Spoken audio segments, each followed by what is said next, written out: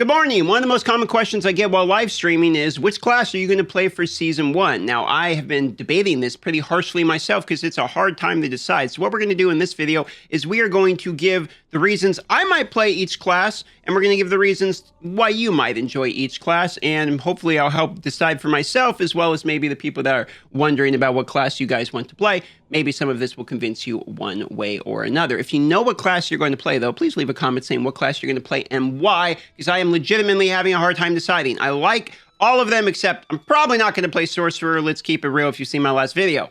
But with that being said, let's get going, and let's start with Druid.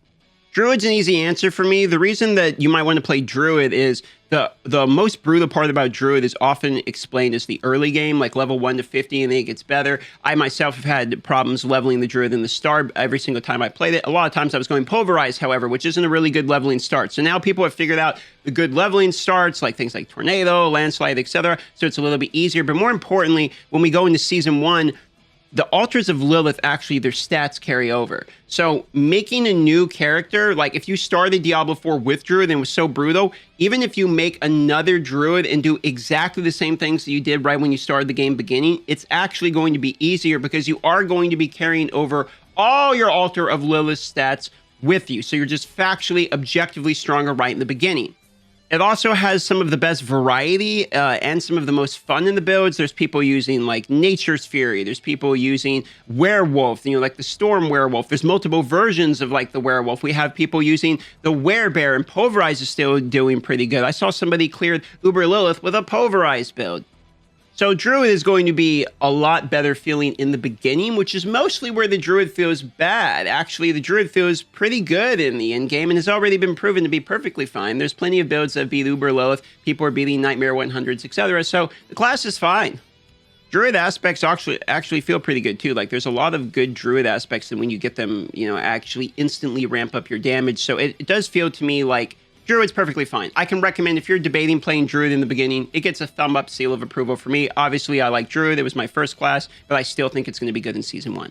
Now, Necromancer for me is the one that I'm actually debating about playing the most. I think not only is Necromancer going to be good leveling, like I actually played what's considered a bad build from level 1 to 50 because I kind of went in pretty blind, didn't look up anything. I'm like, let me just see what it's like, just to play it from a perspective of a dude who picks up a controller and, on this console or something. And I was playing the Blood Surge in the beginning with kind of the overpower type of thing. And it's like full blood build. I'm like, I'm going to go 100% down blood, everything. And it actually felt fine. It didn't do near as much damage as my build does now, but it felt perfectly fine. And actually nowadays, my Necromancer is stronger than my Druid already, even though I haven't min-maxed it. My Paragon board, I think, is quite bad still. I need to finish, figuring out the Paragon board stuff. But I'm hitting like up to 5 million plus damage with the Bone Spear Necromancer, okay? And that feels perfectly fine to me. I know that, I think it was Crip was saying the minion build can be pretty good. And I saw on Reddit, someone was saying they cleared, I think it was like a 100 Nightmare with a minion build or something. So there seems to be some variety and viability into the late game. I still have yet to discover that. My opinion might change on that once I try all the other builds, but Bloodlance was so good that they literally had to nerf it. I guess it was crashing the game. So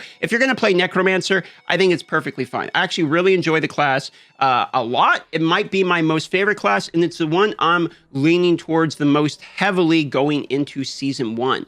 However, it isn't like Druid, where the downside of Druid kind of is better in Season 1 because of the Altars of Lilith. The downside of Necromancer is the mobility. You don't get a lot of mobility. I have to have a lot of movement speed on things like boots, etc., on Necklace, in order to be able to cap out movement speed, to be able to go fast enough to avoid its stuff. We don't really have anything other than evades. We don't have, we have the Blood Mist, which is kind of immunity, not really a mobility type of move. So it's not like the Rogue where you're going to be hopping all around and feeling pretty good. So for that reason, if you don't like low mobility, kind of squishy artillery style classes, maybe this one's not for you. All right, let's talk Sorcerer. It's going to be really hard for me to want to recommend Sorcerer, and I have a reason. The Season 1 mechanic is going to be that these sockets here for your gems are replaced with colored sockets that you put in these things called Caged Hearts, which are effectively different aspects, or like legendary aspects almost, and there's 32 new ones going into the Season 1. Really exciting because loot seems to be something that's a common feedback point. My problem with this is these sockets are normally where you put your skulls in order to increase your armor. Now, the reason you need armor so badly on the Sorcerer is because resistances are kind of busted. They said that resistances aren't really working the way they intended, and intelligence is your primary stat on Sorcerer for increasing resistances. So you kind of need armor in order to really be able to stay alive. And you can see what armor does here. It not only does your physical damage taken reduction, but it also does non-physical damage reduction as well. So you have to kind of build armor in order to make yourself tanky. Well, you're not really going to get as much armor as we would normally. We're going to be losing about 750 armor because Royal Skulls are 250 armor each, and these 3 jewelry sockets are going to have caged hearts instead, so you're going to be even more squishy. That's the negative side of the Sorcerer. The positive side is it does have a pretty good maneuverability. So it's not like the Necromancer where you're kind of locked in place. It has a maneuverability. It has a Flame Shield immune. If you're not playing hardcore, you don't really have to worry as much about being squishy. If you are playing hardcore, you're going to have a lot of defensive abilities. And if you're curious about the reasons as why I'm kind of biased against the Sorcerer, my previous video on this channel actually explains my issues with the Sorcerer. But if you are looking to play a mage casting type of class, you could play the Sorcerer. The new aspects we don't know, or not the new aspects, but the new caged hearts, which are basically aspects going to the gym. We don't know yet what all of those are. So the Sorcerer could actually still really be good in Season 1. We have to wait and find out. But for me, it's going to be a hard time for me recommending the Sorcerer as it stands today. However, most of my recommendation, just because of the way I choose to approach the game, comes from what I enjoy and don't enjoy, and it's more of an enjoyability negative recommendation. All of these classes are viable. All of these classes can be played in the in-game. All of them have cleared the Uber Lilith, etc. So if you want to play Sorcerer, don't let my negativity about the Sorcerer push you away from it. You should try it out. The Rogue is basically the exact opposite of both the Necromancer and the Sorcerer. I have a bajillion ways for me to have maneuverability. We have dash, we've got shadow step, we've got movement speed type of bonuses, etc. And we also have a vast variety in terms of build. A lot of these moves have been proven to be very viable, can go all the way into the in-game, do a lot of damage. And also, it's kind of the opposite of the Druid too, where early game, you start very strong. Like, this is the strongest I have felt the earliest on any character, and it barely takes me any legendary aspects to start feeling that way. I have a video about why the Rogue is so good, it makes me mad. You can watch that one if you want more breakdown of Rogues, but essentially, the Rogue feels the funnest and the strongest, the earliest out of any class I have ever played in this game. And if you're the type of person that wants to play the new Season 1 just because you're trying to have a good time, I think the Rogue is going to be maybe my top tier recommendation. If you just want to destroy things, not worry about it, just kind of blast through, I would say the Rogue is probably going to be the fastest or the most enjoyable. Again, we don't know what the Caged Heart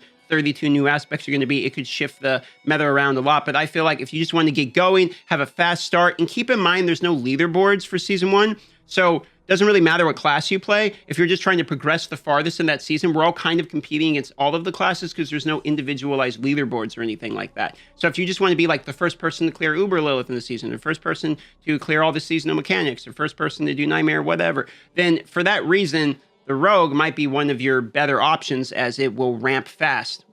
During my time to play Rogue, I have had nothing but a good time. It is almost impossible for me not to like any of the abilities, and I think when I play the Rogue, I'm going to finish the Necromancer today, then we're going to play the Rogue.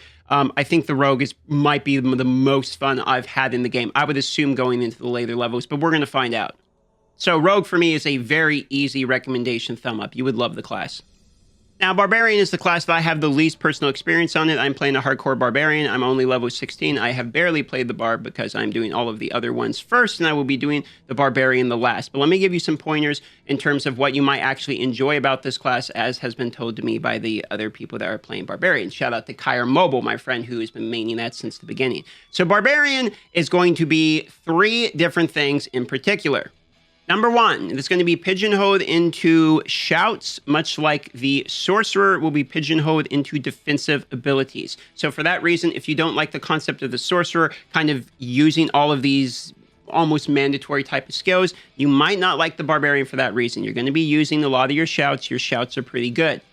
To be fair, however, this is not a complaint that I have felt that the Barbarians have been expressing as much as the Sorcerers. For whatever reason, the Sorcerer defensive abilities feel worse to use than the shouts of the Barbarian. That might be because going into point number 2, the core skills feel really good. If you like to do Whirlwind, Whirlwind, I've played Whirlwind Barb on D3. That was my primary class. And for me, I love the hell out of the Whirlwind. You just hold it and you go through and you kind of slaughter everything. Whirlwind's already been proven to be good. The Hammer of the Ancients is the build I'm using to level, and the Hammer of the Ancients feels pretty good as too.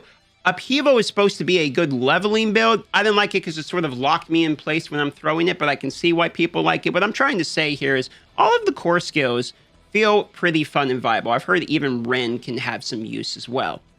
They also are going to have a lot of potential going into the season because we have the 3 spots for the new Caged Hearts that are going to be going right here, but then we have more additional spots for your legendary aspects than any other class because of the access of more weapons. So you're going to have more options to combine, is that a word? To combine with your Caged Hearts going into it. This is the same reason that before Diablo 4 launched, everyone was speculating that Barbarian might actually be completely nuts. And I think there was Al Kaiser was showing how nuts they can actually be in the video during the betas.